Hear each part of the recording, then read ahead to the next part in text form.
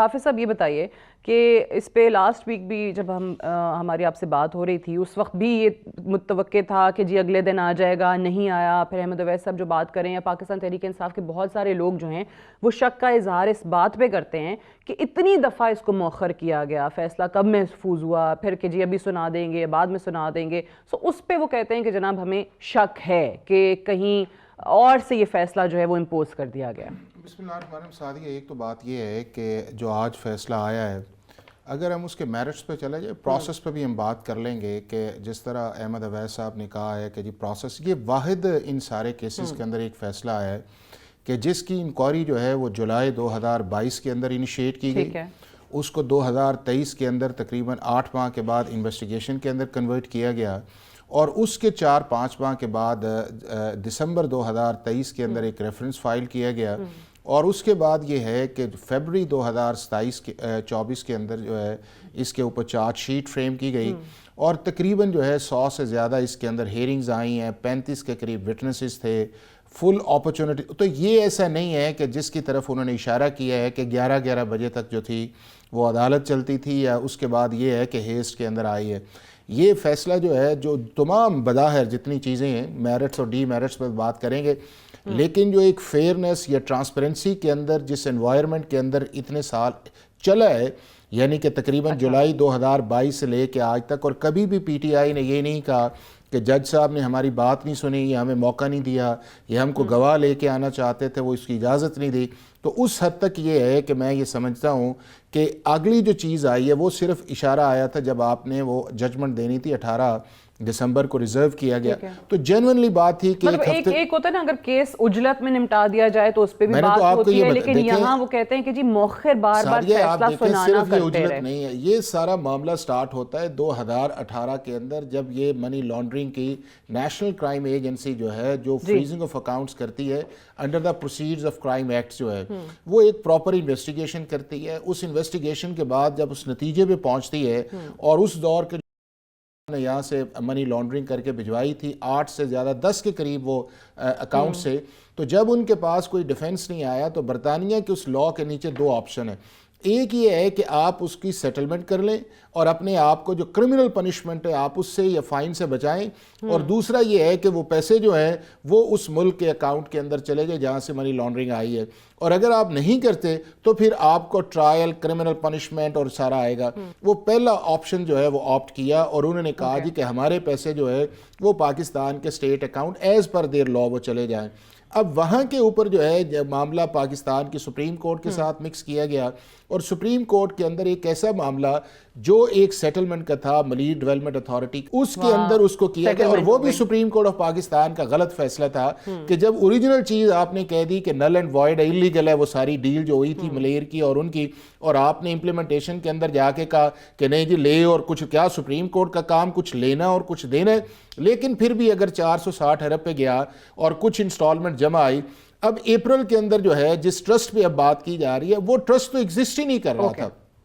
وہ ان کے جو منسٹر تھے انہوں نے بغیر جو ہے کسی کی اجازت سے یا کس کی اجازت سے وہ 458 کنال آئی. اگلا یہ ہے کہ 3 نومبر کو جو ہے این سی اے نے جب وہ سیٹلمنٹ کی تو پاکستان کی کیبنٹ کی اپروول نہیں تھی. 6 دسمبر کی آپ پریس ریلیز دیکھیں نومبر کی, اس کے اندر بھی یہی آیا کہ جی ہم نے یہ پیسہ پاکستان کے اسٹیٹ اکاؤنٹ میں بھجوانا ہے, اور پھر جو وہ پروسیس اڈاپٹ کیا گیا پاکستان کی کیبنٹ کا. کیا پاکستان کا کوئی لیگل مائنڈ آدمی ایکسیپٹ کرے گا کہ جس پروسیس سے اس پروسیس کو کیا گیا بغیر ایجنڈے کے آیا گیا, بغیر اس کے جو ڈسکشن کیا گیا. صرف ایک چیز کہہ لوں کہ یہ وہ ایسی چیزیں ہیں کہ جو ایڈمیٹڈ تھیں at the level of cabinet, N C A, supreme court, اور یہ جو فیکچول چیز تھی, تو اس کے لیے میرا خیال ہے کہ سیریس لیگل چیلنجز تھے اور وہی سامنے آئے ہیں. اور اب صرف ڈیفنس اس چیز کا یہ ہے کہ جی میں نے تو فائدہ نہیں, کیا پاکستان کی کیبنٹ کے اندر اتنا غلط فیصلہ جو ہے اس کو کس طرح آپ پروٹیکٹ کر سکتے ہیں. اگر کیس پہ بات کریں, آپ کی ایک رائے ہے, میں نے کچھ اور لائرز کا نام لیا انٹرو کے اندر, وہ بھی یہ کہتے ہیں کہ جی اوپن اینڈ شٹ تھا, ڈیفنس ہی نہیں بنتا تھا. احمد اویس صاحب another big name of law, قانونی ایکسپرٹ ہیں, آئین کے ایکسپرٹ ہیں, ان کی ایک ڈیفرنٹ اوپینین ہے. آپ حافظ صاحب آپ کہہ رہے ہیں کرائم واز کمیٹڈ. انٹرسٹنگ نقطہ احمد اویس صاحب نے ریز کیا ہے کہ there was no intention to commit crime in this. چیز یہ ہے کہ جو آپ کا مینزریہ والا میٹر ہے وہ زیادہ کر آپ کے فزیکل اسالٹ کے اندر آتا ہے, اور اس کو کیلکولیٹ کرنا جو ہے وہ بڑا مشکل ہوتا ہے. لیکن منظریہ اس چیز کے اندر آئے کہ جب آپ کی ڈاکومنٹری ایویڈنس اس لیڈ کرے. اب ڈاکومنٹری ایویڈنس لیڈ یہ کرتی ہے کہ جو وہ پروسیس کیبنٹ کے اندر اڈاپٹ کیا گیا اس کے اندر ایک یہ کہا گیا کہ یہ ڈیل جو ہم کرنے جا رہے ہیں، حالانکہ وہ ڈیل بھی ہو چکی تھی، یہ وہ منظریہ کہ ابھی آپ نے اس ڈیل کو اپروو کرنا ہے یا اجازت دینی تھی اس شہزاد اکبر کو. ڈیل تو 3 کو سائن ہو چکی تھی اور آپ کے بہاف کے اوپر ایک شخص جا کے جو ہے اس کا وہ کو سگنیٹری بھی بنتا ہے ایز اے وٹنس کے طور کے اندر بھی. تو منظریہ تو سٹارٹ تھا نا جی. اور اس منظریہ کے اندر جب کیبنٹ کا پروسیس آیا تو کہا گیا کہ یہ پاکستان کے پاس پیسے آئیں گے. اب پاکستان کے پاس پیسے آنے یا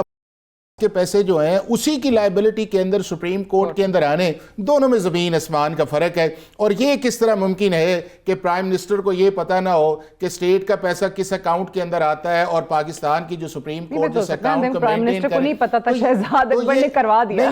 اور یہی وہ حرکت ہوئی کہ اس کے ایسٹ ریکوری یونٹ کو پاکستان کی سپریم کورٹ نے بعد کے اندر نل اینڈ وائڈ کیا کہ اس نے اپنی اختیارات کا غلط استعمال اس کے اندر کیا. اور میں ایک سمی سادیہ یہ سمجھتا ہوں کہ اگر یہ ساری چیزوں کے انالیسس کیے جائے نا تو پرائم منسٹر کا کام ہے کہ ویجیلنٹ لینا. پرائم منسٹر ہمارے وہ ہیں کہ جو رہے ہیں کہ جو ٹرانسپیرنسی پہ بلیو کرتے تھے، جو اوپننس پہ بلیو کرتے تھے، جو یہ کہتے تھے. اور اسی ملک ریاض کے متعلق آپ ان کے سٹیٹمنٹس تو نکلوا کے دیکھیں نا. اور وہی ملک ریاض جو ہے ان کے ساتھ بنی گالہ میں بھی میٹنگز کرتے ہیں، وہ ان کی فیملی کے ساتھ بھی ان ٹچ ہیں اور اس زمین کو دے رہے ہیں جب ٹرسٹ ایگزسٹ ہی نہیں کر رہا. اور ٹرسٹ کب ایگزسٹ کرتا ہے؟ جب آپ کی 3 دسمبر کی میٹنگ ہوتی ہے تو 26 دسمبر کو پھر اس کے ٹرسٹیز آپ دیکھیں نا کہ وہ ٹرسٹیز جو ہیں کب پہلے کوئی اور آتے ہیں، پھر ایک جو 2022 کے اندر ایک خاتون آئی اس کی آپ کریڈیبلٹی یا اس کا سارا کنیکشن دیکھ لیں تو آپ یہ ابزالو رسپانسبلٹی نہیں کر سکتے کہ منظریہ نہیں تھا. منظریہ تھا اس چیز کا، لیکن اس کے کانسیکوینس کا اندازہ نہیں تھا کہ یہ کانسیکوینس اس طرح نکلیں گے.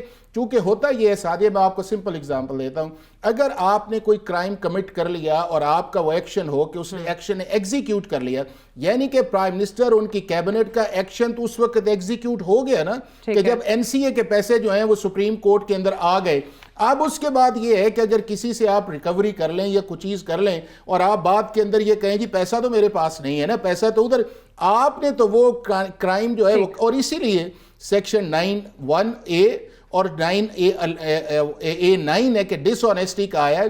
جو شخص اتنے لیول کے اوپر اس ملک کے اندر تھا، ٹرانسپیرنسی، رول آف لا اور پچھلی کیبنٹ کے جو فیصلے تھے، تو میرا خیال ہے کہ انہیں بہت ہی کانشیس ہونا چاہیے تھا، اچھے ایڈوائزرز رکھتے اپنے ساتھ انہیں، اور ان چیزوں کو جن کی بیڈ ریپوٹیشن ہے اس سے ان لوگوں سے اپنے آپ کو علیحدہ کرتے جو شاید پرائم منسٹر کے لیے آج لیگل چیلنجز نہیں آنے. ٹھیک ہے، یہ بہت ساری وجوہات ہیں جس کی وجہ سے you have been seeing this is an open and shut case.